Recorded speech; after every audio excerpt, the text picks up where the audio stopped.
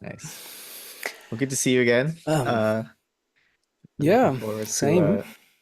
round two. I think our conversation about quantum physics was quite popular. Got a lot It, of views and comments, and um, it's a controversial subject, and everybody has an opinion.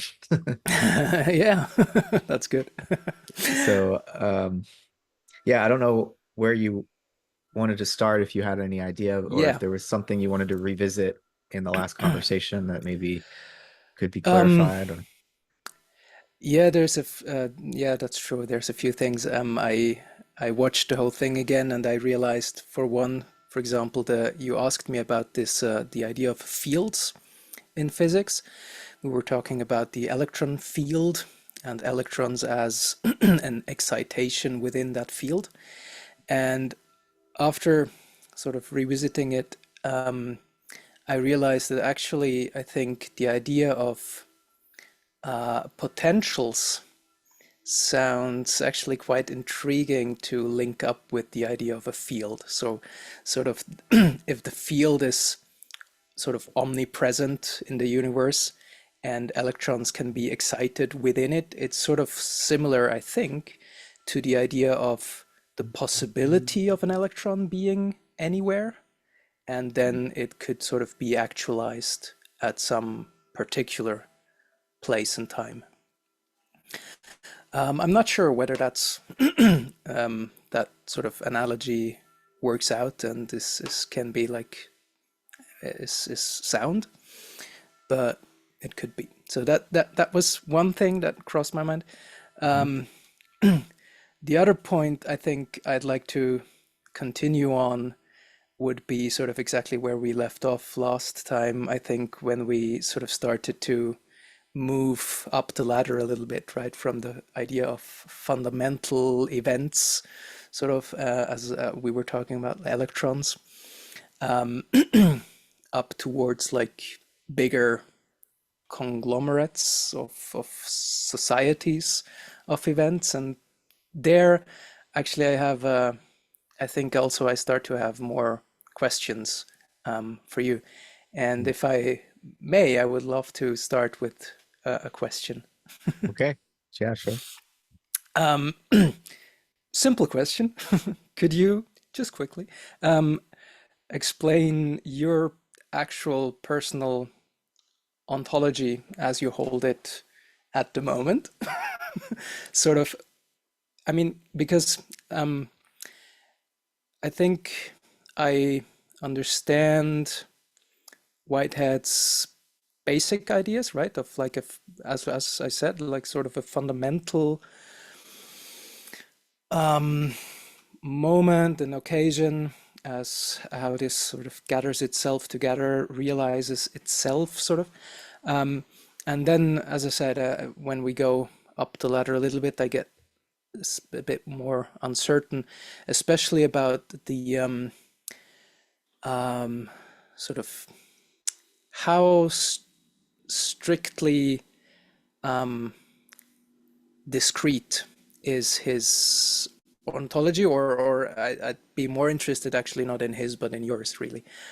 Do you really see the world absolutely being composed of discrete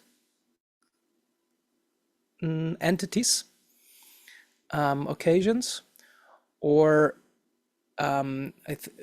and this probably will link up, I guess, with the theology aspect of it, in how far are there any permanent things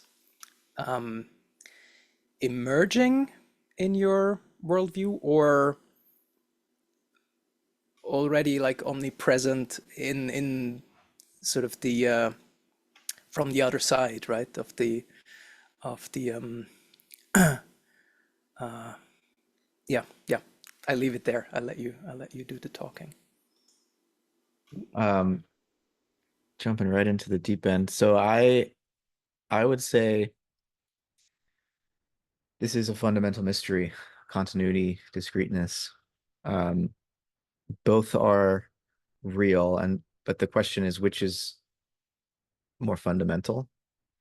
And I think there are certain paradoxes that arise if we think of space as just purely continuous. Zeno's paradox, for example, or space or motion is purely continuous. Um, on the other hand, if we think of everything as absolutely discrete or atomistic, um, we also run into problems. And so, the challenge is to think the two together in some way and to get the relationship right. Similarly, with permanence and flux, permanence and process, um, obviously I'm very influenced by Whitehead on these questions, and he is a process philosopher, but also has these eternal objects, uh, and it was himself seeking an integration of these two deep insights into eternal being, which you could say, Parmenides was one of the original proponents of. That there's just being, no change. Okay. Change is an illusion. And then Heraclitus, who would be like the original proponent of the process view, there is only change. And already with Plato in like his cosmological dialogue, the Timaeus, there's an attempt to integrate Heraclitus and Parmenides, or this view of eternal being and becoming. Um, Mm-hmm. and so it's not like the importance of a synthesis position wasn't known already by the Mm-hmm. ancient Greeks. So um, I don't imagine that reality is made up of a bunch of little parts, right? And so when we say, or when we ask, is discreteness fundamental? Not if we're imagining little parts that would somehow need to fit together to add up to something bigger. Um, Mm-hmm. Mm-hmm. but if we think in terms of events or occasions, that type of a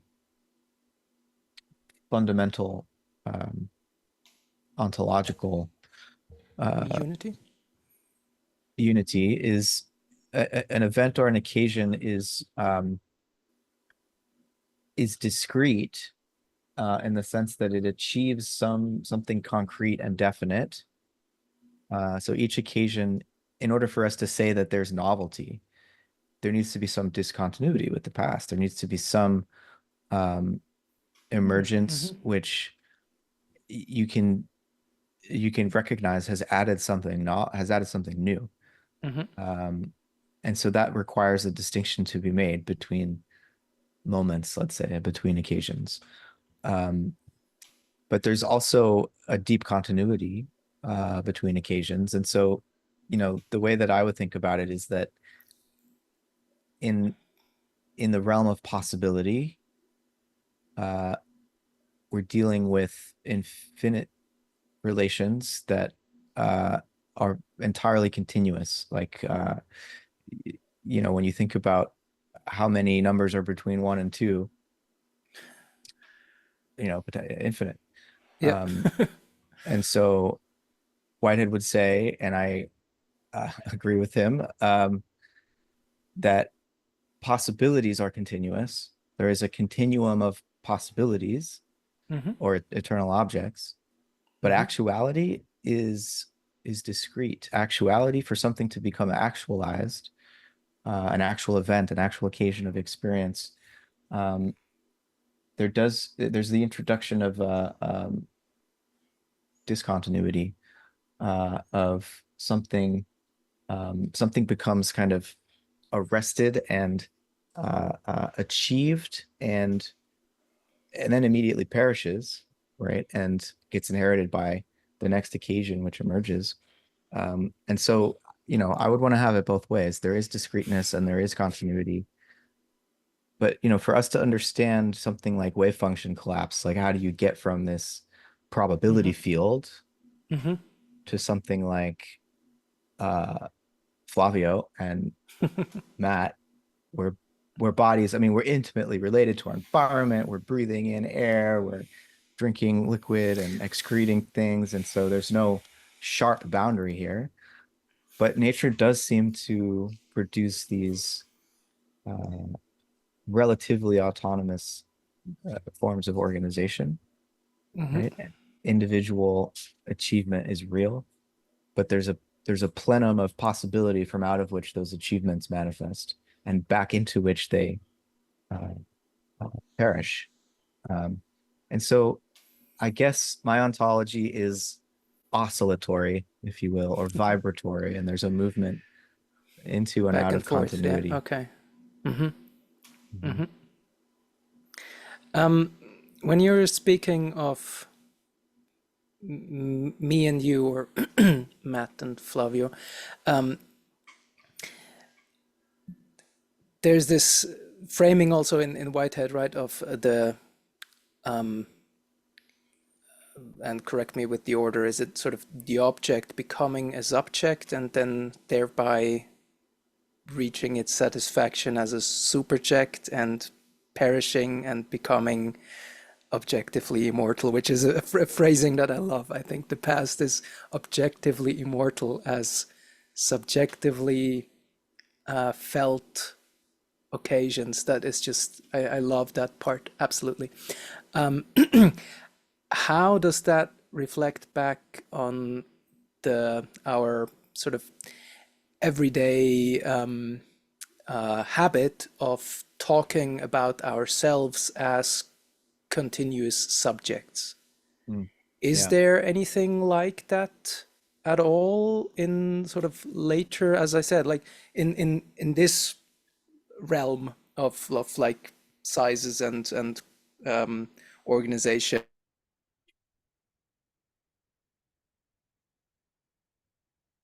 Is there? Mm. Does Mm. that make sense? Yeah. I mean, the question of like personal identity, I think, becomes really acute in a process ontology because we have a stream of consciousness and we remember a great deal of our own past, and we feel like that past belongs to us. My past belongs to me, and your past belongs to you, and I have a more intimate relationship with my own past than I do Mm-hmm. with your past, for example. Mm-hmm. Um, and so, Whitehead has a way of accounting for this, and I think it's definitely, as he himself admits, more Buddhist sort of in orientation, and that not that the self is an illusion, which Mm-hmm. maybe some interpreters of Buddhism would want to go there, but rather that it's kind of virtual. It's kind of always in the making and not something ready-made. Um, and so this is that hurt that Um, hurts your head. yeah, What's yeah, yeah. Yeah. I'm trying to does so the self the, does the word self have a direct linkage to the word subject as described in the process of concrescence at all, or is the self really something distinctly different from something that every occasion possesses as a subjective, like, or yeah. feeling from Depends what within? it depends what we mean by self. Like if you mean some kind of narrative identity, I think that's more of an emergent Mm-hmm. function of complex nervous Okay. system and language and culture. Yeah. Um, Okay. and so there are aspects of our self and our human psychology that are very much a function of our our embeddedness in a linguistic community, and that type of selfhood, the sort of biographical self. Yeah, that's not built Yeah. into an actual Yeah. occasion of experience. It's related to subjectivity and objectivity in Whitehead scheme, which, as you described, they pass into and out of each other. Mm-hmm. Subject and object are not different, distinct substances anymore, as they are in, say, Descartes. Mm-hmm. They're different phases of a single process. Um, so Which, by the way, I think fits the the words themselves much better, right? Because I know the words primarily from like language role that a word plays within a sentence. And I mean, Hmm. I hit a ball, then the ball is the object and I'm the subject, but the ball is falling down a cliff, then the ball is the subject, right? Hmm. And Mhm. so I think in from that perspective, I think it's I feel like the idea of fixing subject and object onto an object onto something or someone is kind of made up, obviously, sort of. And I think this the idea that they can pass, so that they can sort of switch their role is shouldn't be such a huge thing at all, I think. And Mhm. I'd have something to say about that regarding physics as well, maybe. But I'll let you finish your train of Hmm. thought if you still have it. Yeah. Well, the mystery to be explained from a process ontological point of view would be, how is it that I remember my own past and you remember your own past? What allows us to be distinct, uh, sort of biographical streams of consciousness? And Whitehead would say we're not ultimately distinct, we're relatively distinct, and that you inherit your own past far more intimately than I Hmm. inherit your own past, but we do share, uh, say, roughly 14 billion years of history. Hmm. Um, and so we have no problem communicating with each other because of that shared history, even if closer to home, as it were, closer to your moment by moment sense of biographical identity. There's so much Hmm. that you're experiencing that I'm not experiencing because of in Whitehead's terms, the social context of that stream of occasions that constitutes your consciousness. Um, Oh, that's great. Hmm. but in principle, there's no uh, fundamental difference, right, Hmm. between your experience and my experience. When we are in deep conversation with one another, even mediated by Zoom, we're getting a lot of help from electronic occasions of experience here to mediate this. But uh, you know, ontologically speaking, we can come to uh, share in a moment of experience together, right? Hmm. And so there is a series of actual occasions occurring now that includes both of us as objects, as it were, Hmm. like, Hmm. Hmm. and a subjective perspective is being realized that belongs. We could talk about it as though it were belonging equally to both of us, right? Yep. And so we're distinct but not ultimately separate. Wonderful. Wonderful. That fits. There are two things that popped into my head. The first was, I was I have two children, right? And I was thinking about sort of the process of learning a language, for example, or but learning in general. I mean, um, figuring out why the hand moves when you're lying on the ground for the first time and stuff like that. But then, language, especially, how can you figure out meaning to sounds that you make and words that you make? I mean, there has to be some actual, real connection of meaning on feeling and sort of mental sharing. Um, I wouldn't understand how you could learn your first language without sort of telepathically, Mm. almost sort of Mhm. getting to know what is meant, or what the context tells you about these sounds that you make, and what meaning you should attribute to them.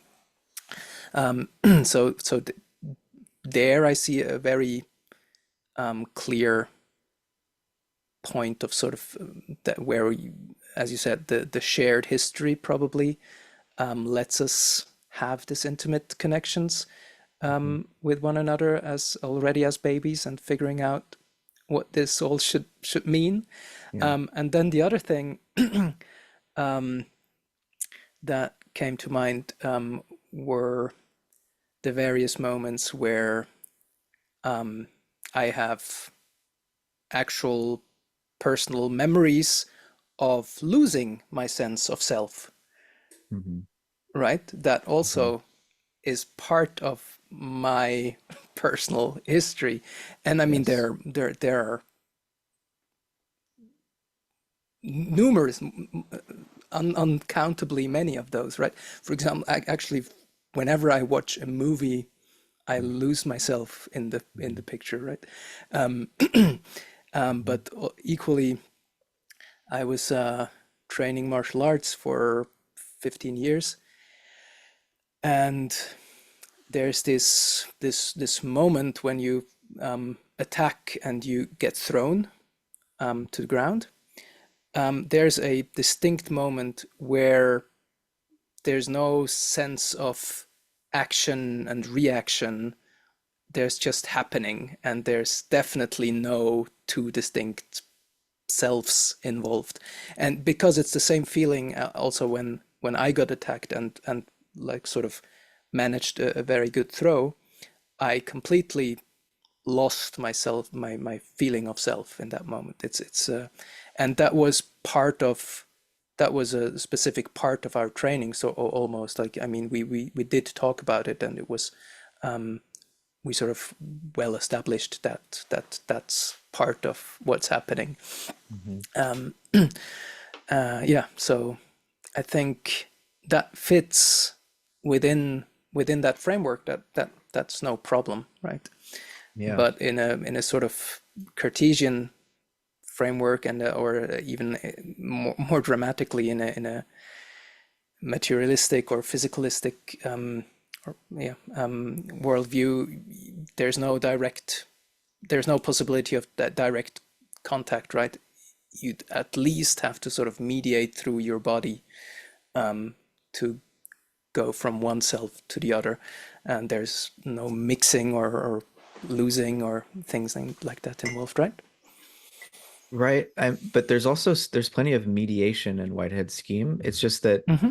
your present moment of experience is just as mediated in relationship to your own past Mm-hmm. as it is to my present moment of experience. I see. Um, Okay, yeah.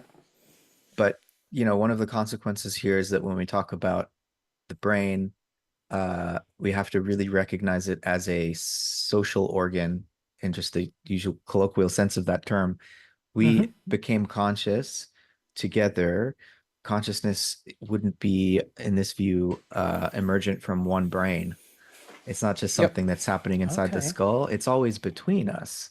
And so brains co-evolved in interface with one another to Huh. support and sustain this consciousness, which literally means knowing together.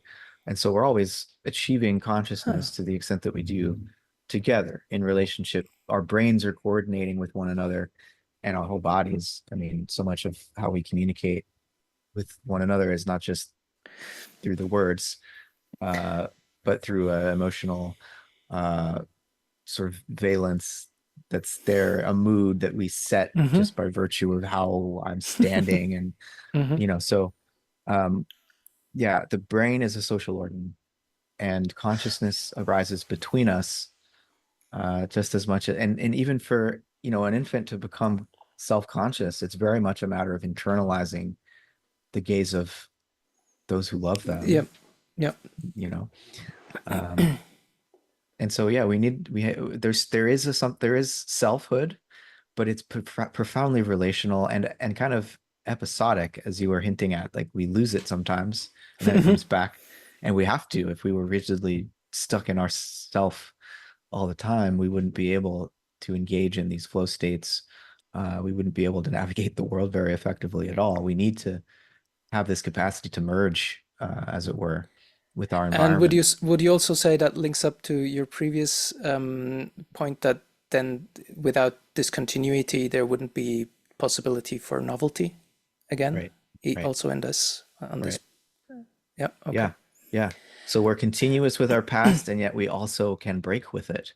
There can be Hmm. this injection of creativity that introduces something new, Hmm. and contributes to the future an alternative that wasn't already there. Hmm. Um, you were hinting at Buddhism before as well. So there's a tendency for to do meditation alone and in sort of isolation from other humans, but also from sort of sensual inputs generally, right? You tend to meditate in the dark and without moving and without too many noises. Usually, that's sort of the, at least you start there. And there are accounts of like to enhance your feeling of consciousness or your consciousness as a thing, to become sort of more conscious through meditation. um how is that, does that link up with the idea of like sort of knowing together, consciousness as knowing together? Hmm. I mean, we're always knowing together with our own prior memories of ourselves. And so, like, my relationship to my own Okay. past is not different in kind from my relationship to you. Yep. It's Okay. different in Okay. degree of Okay, I think I intimacy. got it. Yep. Um, right. And so, yeah, when we're meditating, I mean, there's so many different forms of meditation and so many different ways that we could define what it means to be more conscious. Yeah, yeah. Uh, more conscious of what? Uh, the texture of the weave in your rug, or more conscious of the subtleties of your own embodiment. I mean, um, and Whitehead has a very technical definition of consciousness that has to do with uh, not just perceiving what's given, but Mm-hmm. contrasting what's given with what's possible, Mm-hmm. um, and feeling the feeling of negation is one phrase he uses for consciousness. It's, Yep. in other words, So feeling what's it's not what been is what was actualized. not. Yeah. Uh-huh. Um, and there are varying degrees of intensity of that kind of consciousness. And so for Whitehead, like the most intense form of consciousness would be that which is considering, like the possibility that I had never existed, say, because then I'm comparing my entire memory of my past, everything I know about the world, to the Okay. possibility Mm-hmm. of not existing at all. Um, but then there are other forms of intense consciousness that would involve sort of taking not a God's eye view, but a God's body view, maybe, or the view of the consequent nature of God that is including everything that's ever occurred in the universe, and growing with that evolutionary history. I think our Sort of our feeling into everything. yeah, Mm-hmm. yeah. And so we begin to imaginatively participate in this consequent nature of God. And I think for Whitehead, Um, because it's participatory, it's both that consequent nature of God is real, whether me or you or anyone is mm-hmm. engaged in this imaginal practice, but at the same time, when we do imagine it, we make it more real. And it Mm-hmm. in some way, our own consciousness is uh, supporting the further realization of this consequent nature of God. Yeah. Um, I I will admit my problems The G with word. the G word. Yeah. Mhm. I always um, uh, described myself as an atheist, and always didn't really want that to mean that I negate the possibility of there being anything Yeah. sort of big, but just I'm not a fan of the usage of the word because I think it has too much historical baggage. And I, so for me, there's a yeah, but I might I might flinch if you use the word, and I might not use it as often. But I Yeah. think The I'm world fine. I soul, think I under cosmic mind, or other, we could have other yeah phrases here. And you probably know that I don't believe in the gods you don't believe in either. Just, yeah. I think I understand that, and so for me that would be already an enough of a reason not to use the same word because of a of, I I'm too afraid of like having these concepts mixed when the same word is used. But I will not object. I might just flinch a little bit on that. Um, but um, but I might have some questions. So if you talk about the consequent nature of God, is it okay if I just understand the totality of existence? sure. Or like cosmic memory. Um, Okay, so yeah, okay, no, that's different. Cosmic, is the totality of existence in a process, ontology, the universe is never the same twice. And so we don't want to imagine it just as one finished whole, yeah. right? Whitehead would say an incompletion in the process of production, the, the whole universe. Uh-huh. It's incomplete because it's always passing beyond itself with each new actual occasion, each new Mm-hmm. concrescence. The many become one and are increased by one. And so when we talk about totality, we could only mean so far Yeah, this yeah. this totality, but then there's a new totality a moment later. Yeah, I think I'd be fine with like understanding um everything that was up till now, sort of everything that is, everything that ever has been, and everything that's already happened in between me and saying that, and sort of this continuously building sort of yeah okay I now I see where the word memory comes in, I guess. Yeah, yeah, Yeah. sort of the yeah so the I think when I say totality of everything, the totality of existence, I would think of sort of a like a real list of every occasion that ever happened um, in its subjectively felt form, sort of including all subjective perspectives that ever occurred Including the and one are from occurring. which you make that observation. Yeah, Makes yeah. right. Okay. So that could be the consequent nature of God. And the primordial nature of God would be sort of the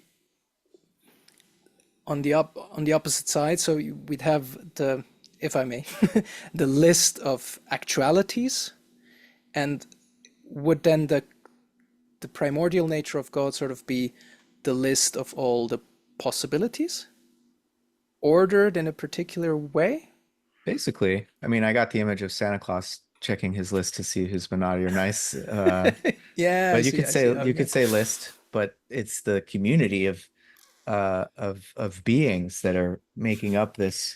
You could call it uh, the divine body is the consequent nature of God. It's all of the physical Mm-hmm. feelings. Mm-hmm. Yeah. Um, and then the primordial nature is the list of possibilities. It's the divine envisagement of infinite possibility, giving it some tilt, some Mm-hmm. tendency towards order. And so for Whitehead, the primordial nature of God is a metaphysical uh, posit that is his response to this problem, which is how do you get something definite, and not just something definite, but something as ordered and organized as our universe, Mm-hmm.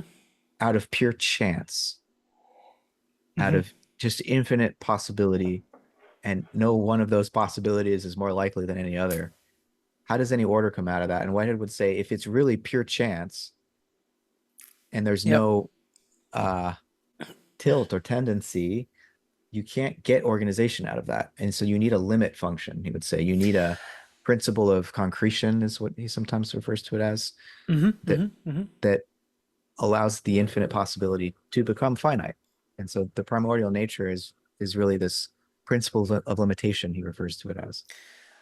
Okay.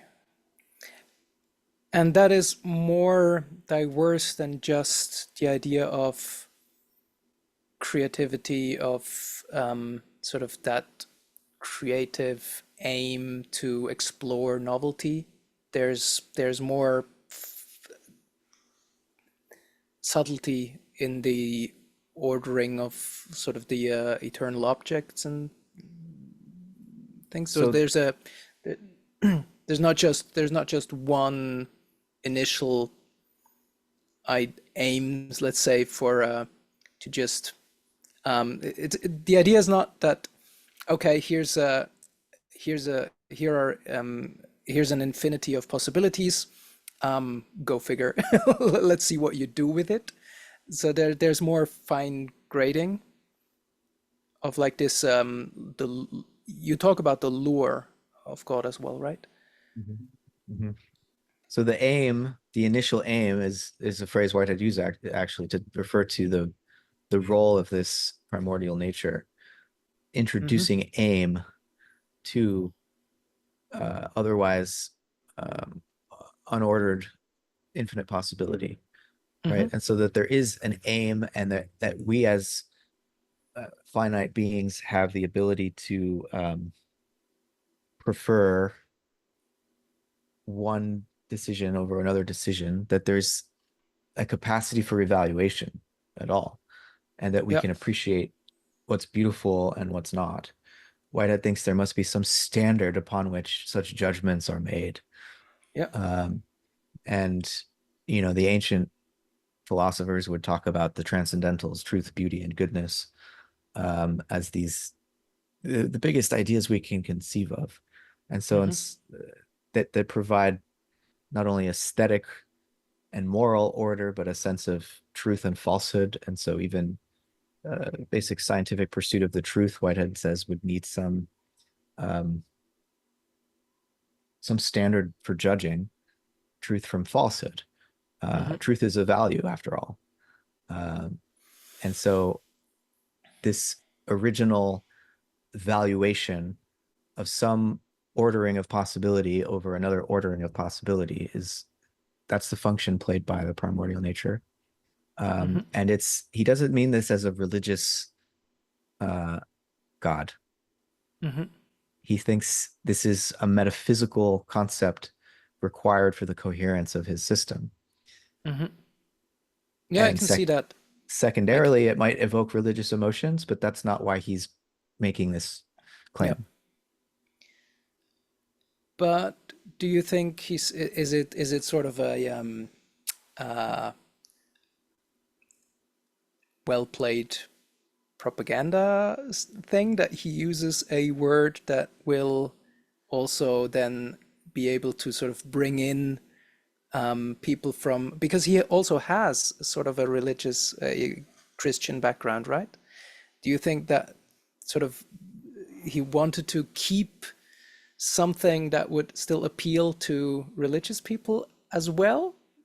Or why do you think he uses that word in particular to, or is it, or do you think it's just the appropriate word in our historical context to have because that's the word that fits most precisely to his ideas?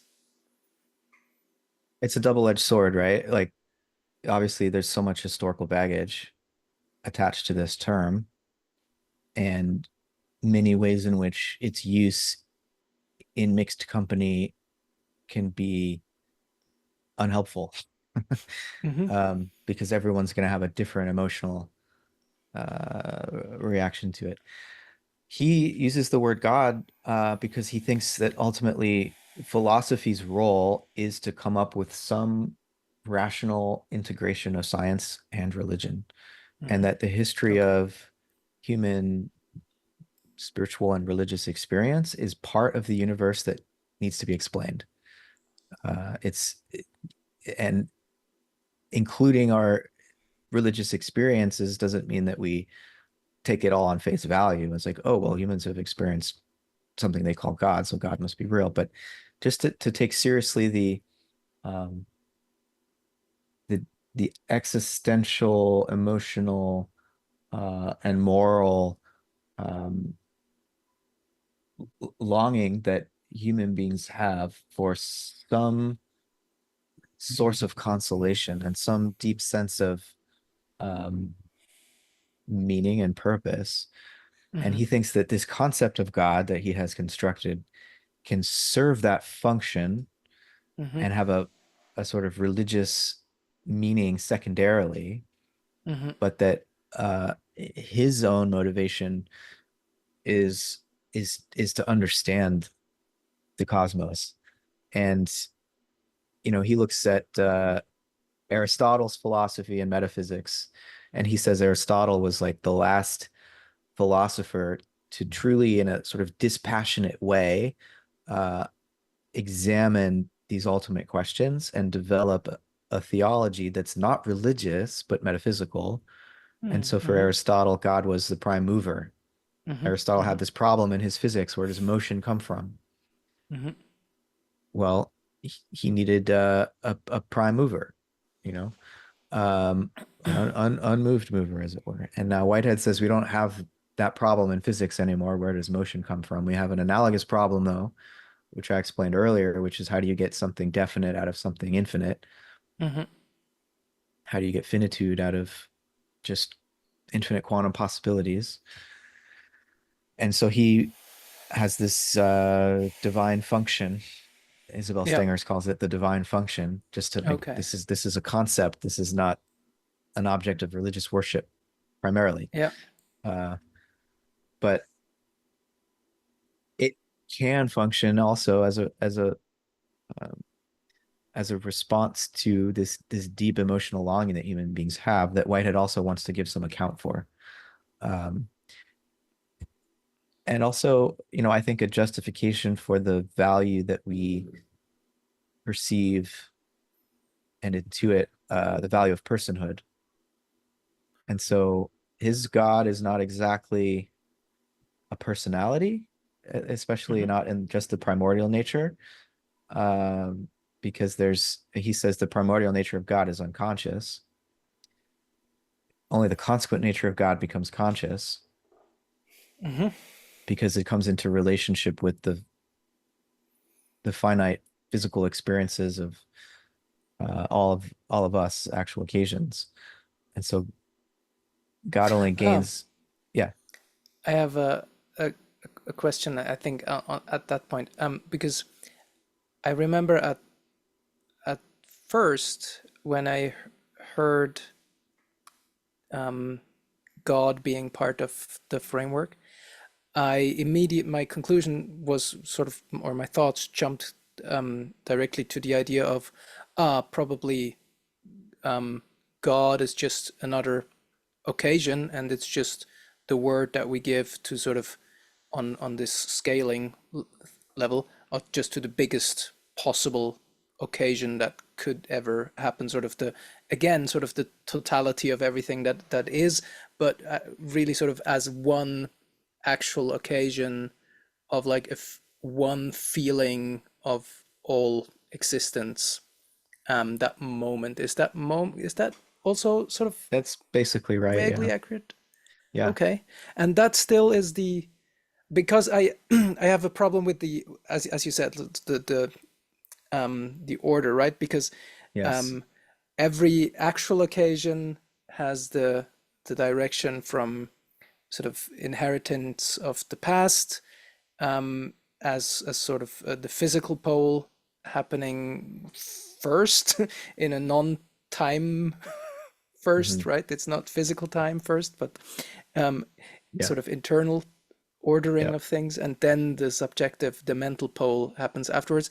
And with God, that's reversed, right? And there, I think my initial understanding of God just being the biggest actual occasion, then um, I get confused. Yeah.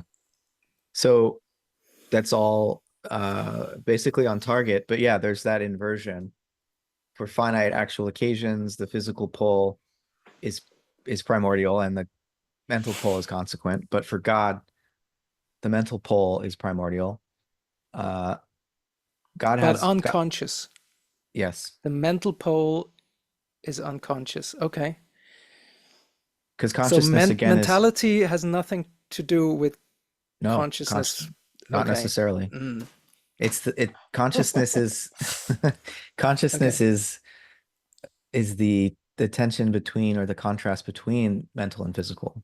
Right. Right. Okay. And Okay. Okay. so God's mental pole, say before a physical universe emerges, is unconscious because there's nothing for it to relate to. Yep. It's just it's just the envisagement of pure possibility and no resistance to that, no responsiveness to that.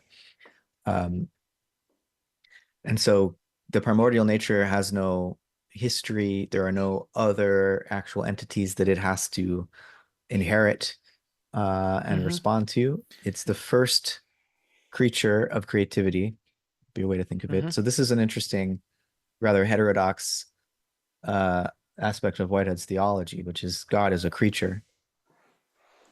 Whitehead's God is not a creator. Right. Right.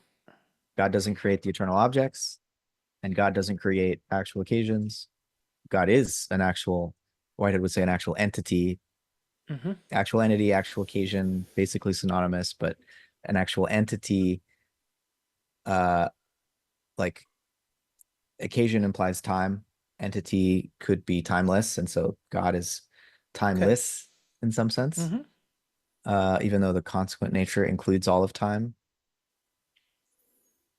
Finite actual occasions are more ensconced in a historical process, whereas God is somehow eternal.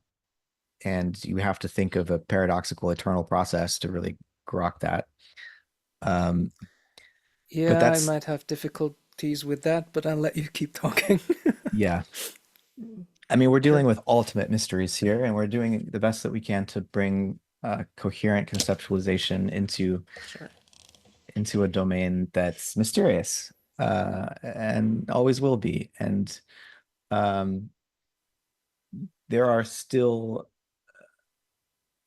aspects of Whitehead's theology that have holes, I would say. You know, and even his Okay. Hmm. major inheritor, Charles Hartshorne, uh, Hmm. who studied with Whitehead and was sort of an assistant to Whitehead at Harvard, and then he went on to University of Chicago and really developed process theology. He has a somewhat different view of the divine nature than Whitehead. Uh, Okay. he sees God as a society of actual occasions, whereas Whitehead saw God as just an actual entity. And so many different things follow from that. Whitehead gives us a palette to paint with, and I think we should feel free to tinker with it and develop our own intuitions using some of his language. But just as the Staying universe is true to the idea of it being a process, right? yeah, yeah, yeah. I love that. Um, but I mean, there's interesting um, complexities and nuances in this whole scheme that even while a finite actual occasion originates out of its physical pole, inheriting the past, Hmm. Whitehead would say that there is in that inheritance of the past also God is in there. The primordial nature of God is in that past uh, Hmm. as the what he calls the initial aim. And Hmm. so, Hmm. in other words, even though it's the physical pole of a finite actual occasion that we're inheriting the past through, ingredient in that physical pole is also God's mental pole, Okay. Yes. Yes. I think right? I can follow. And that's called the initial aim, and that grants each finite actual occasion uh, a taste of relevant novelty. And so instead of experiencing Hmm. possibility just in its raw, infinite form, each finite actual occasion experiences possibility as relevant to it. And that relevant Mm-hmm. novelty, Whitehead would say, is one of the functions of God, to provide relevant novelty. Yeah. One more question on that point. So, an actual occasion, um, inheriting past um, in sort of a mechanistic way, right? As well. So there's a determinants, sort of partially determinacy following from the past, and Conformal relationship, Whitehead, a conformal relationship to the past. So we conform to the past, but it's not yeah, strictly deterministic. But yeah, yeah, okay, but it yeah, would it be okay to say that sort of the past limits our the possibility space that opens up for that particular occasion? yes. Okay. And then if there's also from the other side these the sort of pre-ordered aims and um,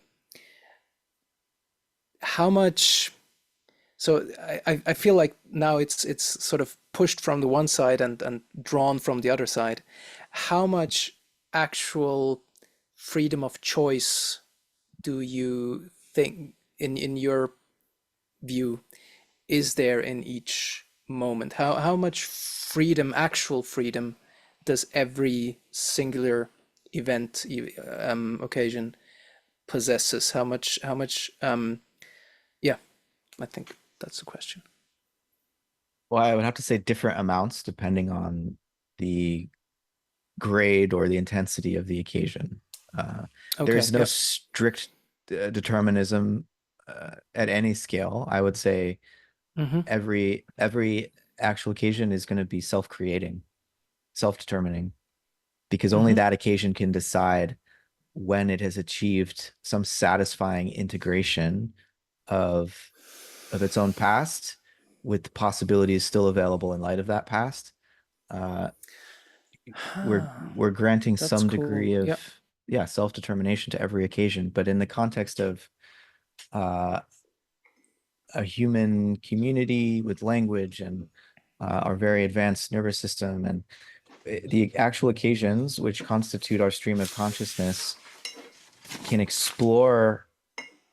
It's like there's a greater duration, a greater opportunity for the exploration of alternative possibilities, Mm-hmm. in which is what consciousness uh, grants us, is this searching capacity.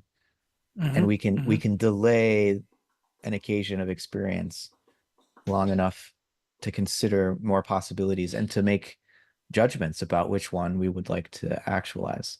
And so conscious judgment, it affords human beings or any other rational animal far more freedom to influence the future and to interpret the past than what an electronic occasion or photonic occasion Mm-hmm. Mm-hmm. uh, might possess, which is very repetitive but still not determined because there's still probabilities there.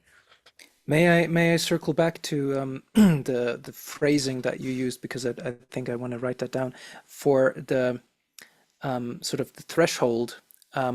What was the how do you say? You said each and every occasion has to decide for itself when it has reached satisfaction to integrate Yeah. its past. Can you Yeah. Each occasion has to decide for itself when it has achieved a satisfactory integration of the multiple possibilities it's inheriting from its past. There's always conflicting feelings that are contradictory, right? And every occasion of experience has to transform contradictions into contrasts that it can feel satisfied with to bring forth, a coherent, novel point of view yeah, on the yeah. universe, right? And so the cat can't be That's both dead and great because alive. You have to yes, decide. exactly, exactly because we are circling back. now at the end of the hour, to the quantum mechanical problem, I think very nicely, because this framing that you just gave, I think I want to analyze that in terms of how could I translate that into math, basically, into something that has very specific, definite meaning in a quantum mechanical setting. For example, if I sort of think of an as specific experimental setup sort of as I can, um, and try to figure out for that specific setup what would a satisfactory integration of the possibilities inherited from the past Mhm. mean for that quantum mechanical occasion. What would be the threshold that it would need to pass sort of Mm. before we could erwarten,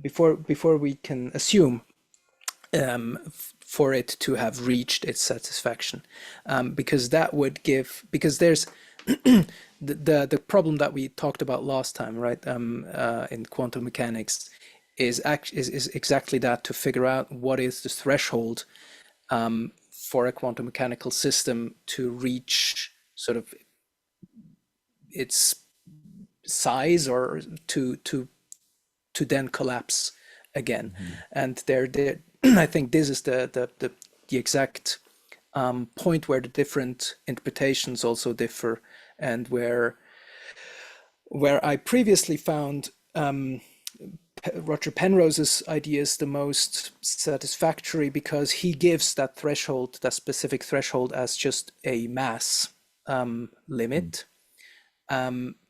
basically, as because he says, well, if a quantum mechanical system that is distributed over its possibility space distribution, sort of, but it has mass, then that means there's sort of virtual mass, possible mass over here, and possible mass over here, and these possible masses should have gravitational Mm. influence upon each other, and the bigger the mass, and the bigger this gravitational influence is. And so he has this scheme where he weaves into general relativity ideas that give then a sort of an upper limit for how uncertain can masses be where they are before they just have to decide, because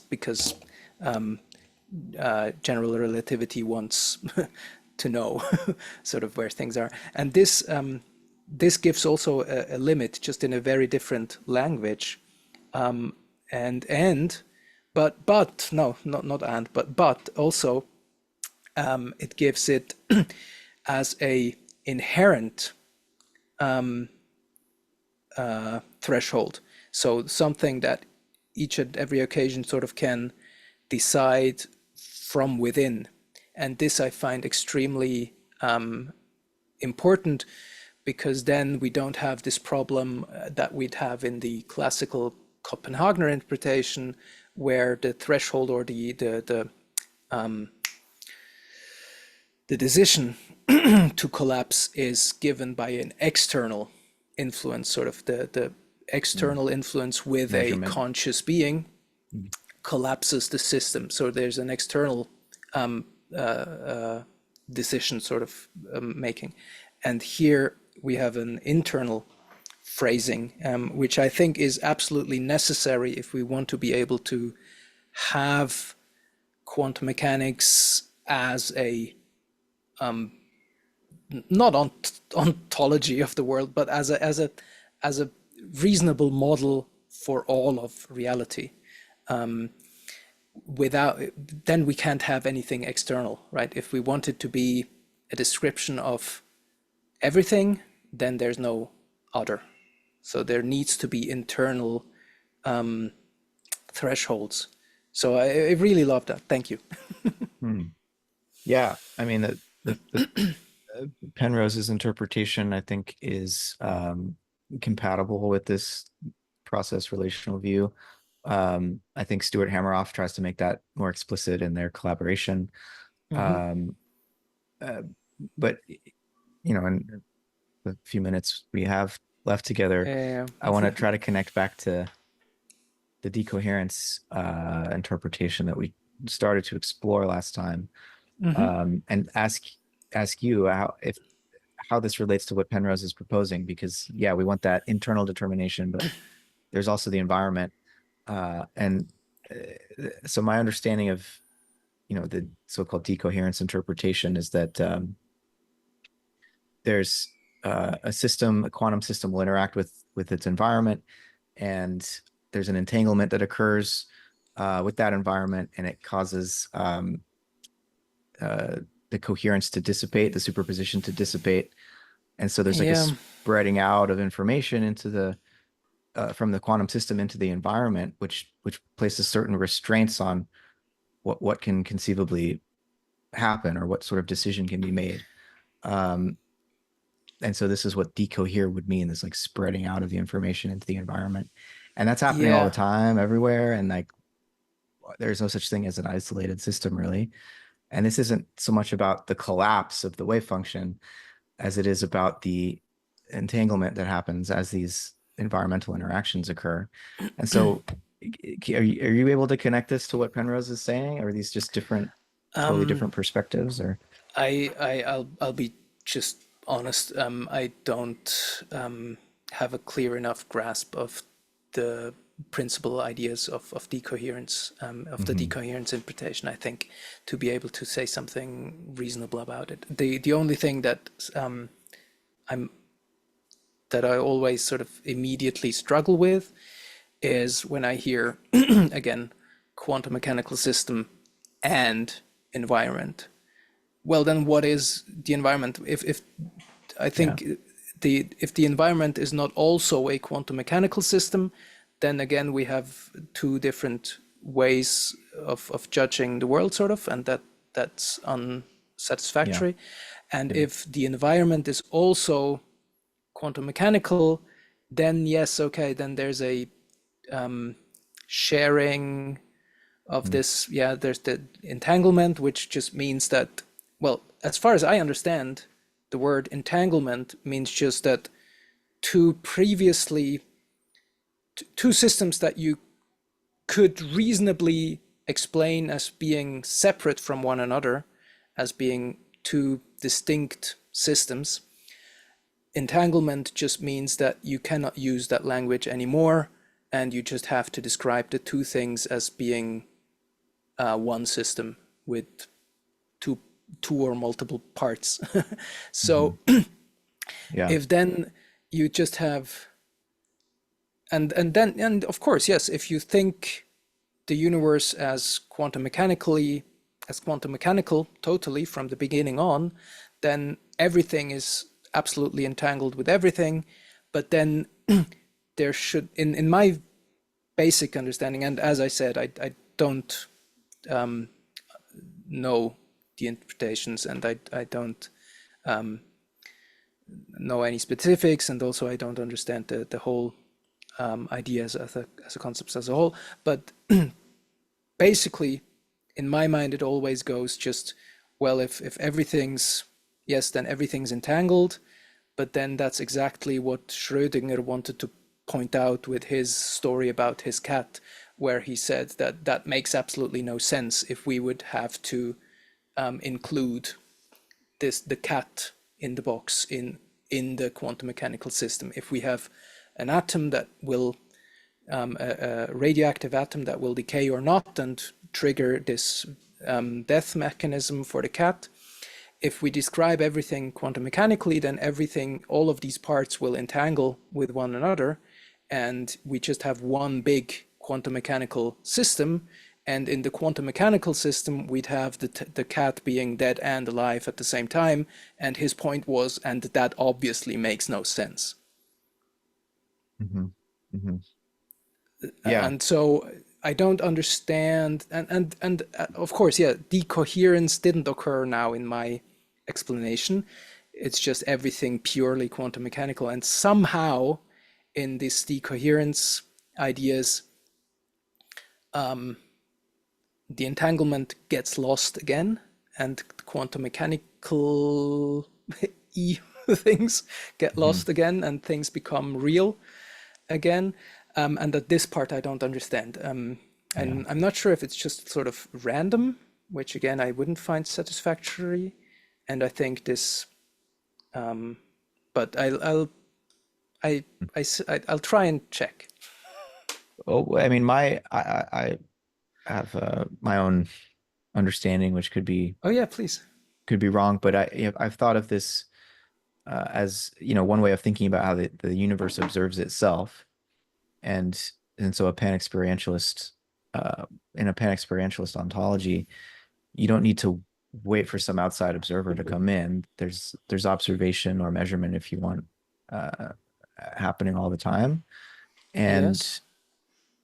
the universe in each actual occasion places certain uh, limits on what subsequent actual occasions can actualize because they're coordinated. And so Yes. with each new decision that is made, there's a new ingredient, new objective data, Whitehead would say, that the next occasion has to incorporate.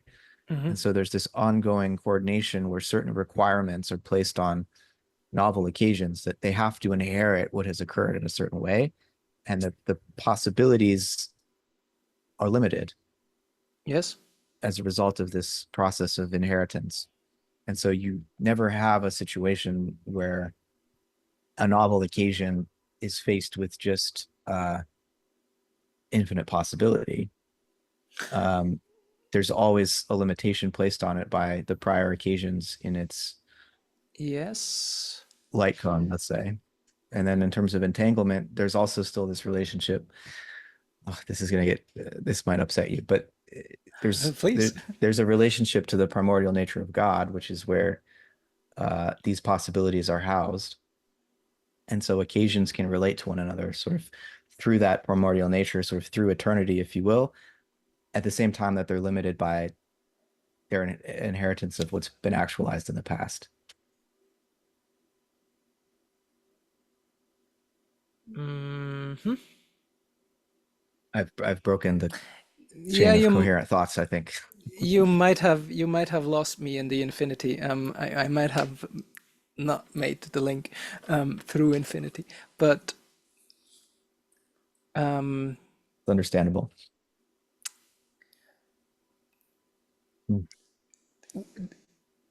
did yeah, I think I lost it. Did that relate um, Deco- also to decoherence or to the or specifically to like let's say specifically to like Schrodinger's cat, because there you have this not infinite possibilities, but you have still the one atom that has quite a big um, deci decision making power in this box. Um, so and yeah, it has inherited the past, but it still has the possibility to decay now or not decay now, and that will determine the life of the cat a few yes. And seconds so it, later on. And yeah, epistemologically, we can't know from outside the box, okay. but ontologically, the cat knows. And Exactly. I, As an observer, again, you would say, okay, Mhm. yeah, okay. And so, ah, so you would still use sort of um, the words from sort of the earliest of the Copenhagener interpretation of having the observer being responsible for a collapse, let's say, but the observer can be the system observing itself. Yeah, Okay. or at least observing its past. Yep. And so you have to, I mean, one of the other um, Yeah. preconditions Yeah. for this to make sense is the arrow of time. which I know, strictly speaking, in the math, doesn't matter which direction time flows In thermodynamics, it does. in Yeah, it. thermodynamics, but like the wave function, it's it doesn't matter, Yeah, right? yeah, that's true, and that's a. I think we often talk in these kinds of talks.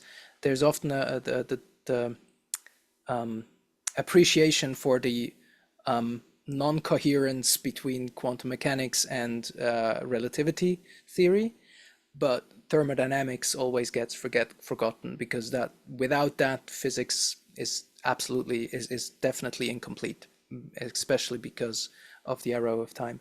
Mhm. Um, and there's a I've recently seen some talk where there's a second arrow of time introduced as exactly as something that drives sort of evolution into the future, sort of. I think sort of similar to what you described with creativity, but and then on with the ordering of the sort of these aims, right? And I think I do agree with the idea that our observation of the universe is more easily understood if you add that to the current physics description of things. Um, but sorry, I think I interrupted you again, and but I think both of us will probably have to run now, right? Yeah, yeah, I think so. Um, Never enough time. Time is so important uh, in all of this, and I think when we're struggling to make sense of fundamental physics, uh, it's important to remember the limitations of our our human embodiment, and that all of these scientific models spring out of our human imagination, which is Mm-hmm. quite astoundingly powerful. But also, if we haven't eaten all day, or if we're tired, or like, puts profound limitations on our ability to continue with the trains of thought. Um, right. And so physics should be put in that context, and we shouldn't imagine that we can explain away our own existence as conscious organisms by reference to some physical model. The physical models are telling us something important, but I think, part of what we're struggling with here is connecting that to our experience Mm-hmm. uh, in a way that does justice both to what makes possible these physical models in terms of our own intelligence and imagination, um, but that also is, we want to understand our experience in such a way that it's consistent with what we know uh, about how the physical Mm-hmm. universe operates. And so Mm-hmm. Mm-hmm. it's fun to engage with uh, someone such as yourself with more of a background in physics. I appreciate your questions and attempts to answer my questions, even when they might not make sense uh, from a I physical point of view, physicist point of if view. But I would love to continue, and I'll I can try to be better in answering questions again when we maybe talk about simpler things in physics. um, that sounds good. um, yeah, I think I just remembered that I had this thought of the subject-object sort of duality that I wanted to come to, but never mind. Never Well, mind. put a That's pin in that. We yeah, could pick up on that exactly. next time. That would be great. That would be great. Great. All right, All Flavio. right. Enjoy the rest of your Thank you so evening. much. Goodbye. See you next time. See you next time. Bye bye.